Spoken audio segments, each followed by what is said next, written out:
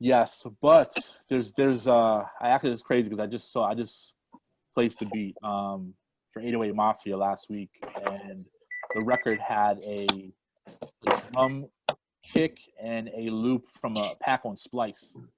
So I had to reach out to Splice because they wouldn't clear it until I got a letter of intent, and they wouldn't clear it until I had like a copy of the disclaimer and a letter from the CEO stating that this was a royalty free. Even though it said it on the site, they had to prove it all. So that's part of the clearing process now, which is crazy. It happened to me like 2 years ago as well with an Illmind sound pack on. My man we did a record for Charles Hamilton on his last project, and that happened as well too. So, it's part of the process. It's just it's a lot more relevant nowadays because that's how a lot of producers are, finding sounds and making beats. So if it's royalty free, yes, you can, but you still have to prove where you got it.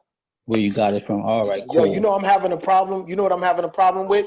When I put certain artists' videos on my show and then I upload the show to YouTube, I always get blocked because there's certain artists that they won't allow me to play. That's why I can't put mad different artists on my show because they publish it and whoever's watching them, whether it's Orchard or whatever, like watching their music. So when I put my episode up, my episode is flagged. Sometimes they'll let me slide, but then other artists, they'll be like, nah. So I can't put certain artists on my show. It's messed up, but it's crazy because you put mine's on there, bro. It won't mess with you. All right, so send me your links. I like that. That's a fact. It's crazy because I did an interview with Young Guru maybe about 7-8 years ago, and in the background, we played records that he produced on and that he actually mixed, and they flagged it. The whole interview's like blank. Same thing with Arsonist. We were playing all the Dipset shit. They flagged it because it wasn't cleared through, whatever copyrights or whatever. So, you got to be careful. I think Vimeo is a little less lean or more lenient, but, got to be careful. Kim said, Jason, please explain branding and promotion. All right, cool. So there's a big difference. It's kind of like what's a copyright versus what's royalty. Branding is really what's representing you and your brand. So for instance, your logo, your website, your social media handle, your presentation, maybe any merchandise you have, things that are actually part of what the branding is for your brand. Promotion is the actual marketing and promoting of that thing. So for instance, like, the last, I guess, almost 40 days now in the house, I've built like 2 websites, and I built actually 4 websites, and I started 2 clothing lines, one for me and one for my my client. We worked on that together.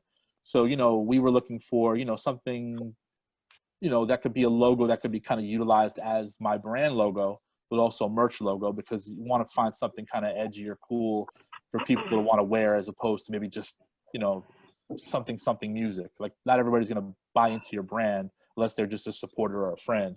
If it's something cool or edgy or, brand representative, but not over the top, they might fuck with it. But so Hatch, what you think about this logo? Not to cut you off.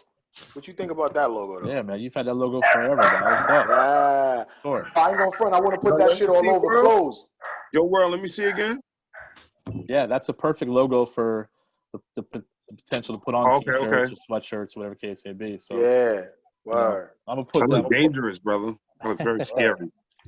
I'm gonna put my new clothing line in the thing too, on my website. Okay, yeah. Put everything in the chat so I could snatch everything. So you build so Hatch, you build websites? Nah, and see, that's the funny part, because I, being stuck in a crib, what I did was I was like, all right, I want to start, because like I said, I just left out of standard. So what I did was I decided to make a website where everything that I do is. So anytime anybody ever meets me or met me in the past on iStandard, they're like, well, Hatch, what do you do? Like, what's the scope of it all? Right. I honestly, I do so much that I had a really hard time kind of like letting everybody know. So when I decided to start my own brand, I decided to put everything I do in one place, make it very understandable, what I'm saying, in terms of, my consulting stuff, my interview platforms, my clothing stuff, my mentorship stuff. So it made it a lot more cleaner and right to the point, as opposed to maybe trying to figure out exactly, leaving it to the wind for the most part. But GoDaddy.com, man, it's so easy to build a website off of that. The website launch that they have, Right. So fucking easy. And I'm no like I'm not like a coder, a developer, or even a graphic artist person, but it was so easy to actually use this website with great pictures. And I'm gonna put another So website in here. you went to GoDaddy.com and did it? Yeah, I built it right off of there, man. Yo, I did the Hoff's site with Wix. Wix is a good site. Wix a is good good one too. There's a bunch of them. Yeah. There's a bunch of them. I just put in another a link in there called Canva.com where you could actually make your own graphics. Yeah, these. I got that on my phone. That shit is I'm lit. gonna hit you after we done so we can talk a little bit of business. I thought this was supposed to be Hatch versus Debonair though.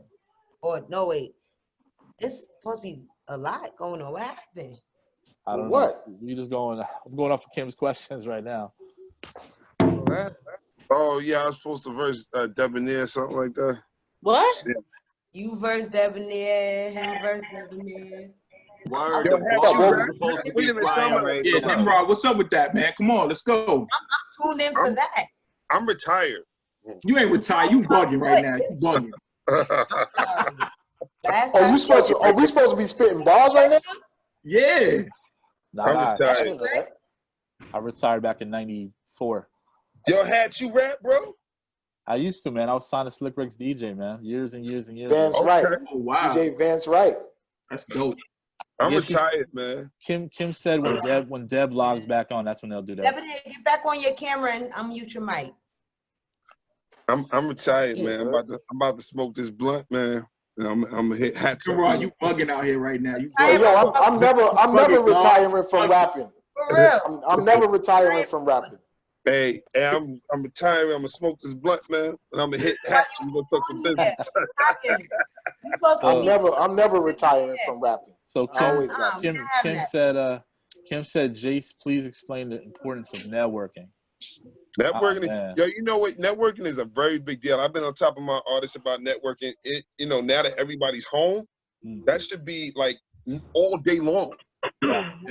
Your music, your album, everything on the social media.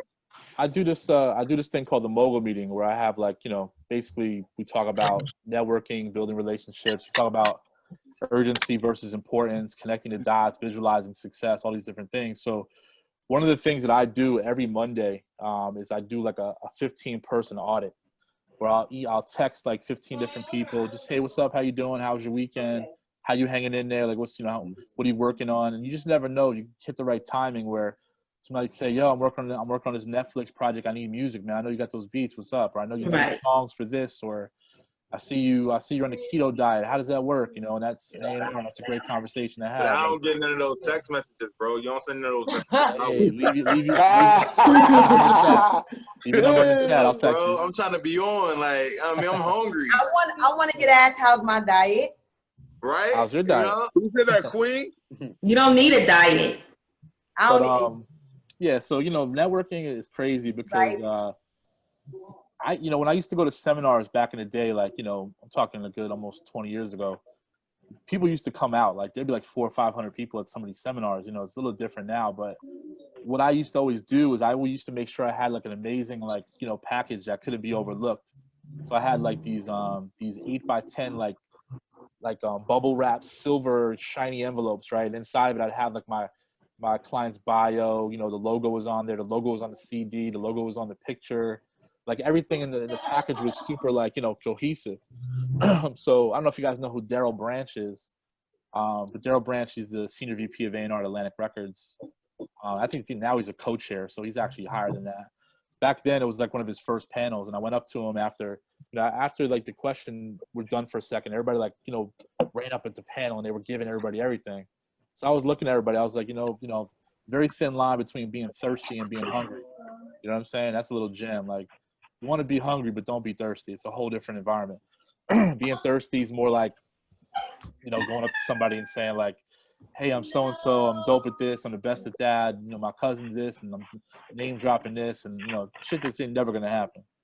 And then I walked up to Daryl and I gave him this package, and then when we were all done with the kind of break time, the first question that was asked was, hey, we're all trying to get seen and heard. How does that happen when there's 300 people in the room? So Daryl was like, I'll answer that. And he reached down in his package. I reached down and got my package and put it up in the air. And he's like, who gave me to stand up? So I stood up. They were like, go talk to him. So right after that seminar, I made about $12,000 just making packages for other artists because my package stood out. So this is just how you kind of utilize what's given to you and how you can monetize your skill set. But we're in a different place now. People have to be productive, while we're under this quarantine thing. Like, you can't get too comfortable. Not saying you should be any more pressured than you already are to live, but you should run every day like you have your own schedule. Know when you're eating, know when you're going to work out, know when you're going to take some time off, but you should still be doing things. I've been super productive in the last 5 weeks. I've done things now that I've been saying I'm going to do for the last 2 years. You know what I mean? So if you got the time now. Yeah, but it's also about focus. You know what I mean? Yes. Like, literally was like, okay, one of the very first days I made a master list, and then I broke it down by day, and I got these websites done, launched a merch site, this mentorship program. Everything I'm doing right now is a product of the last 5 weeks. You know what I mean? So, I think everybody can kind of do that.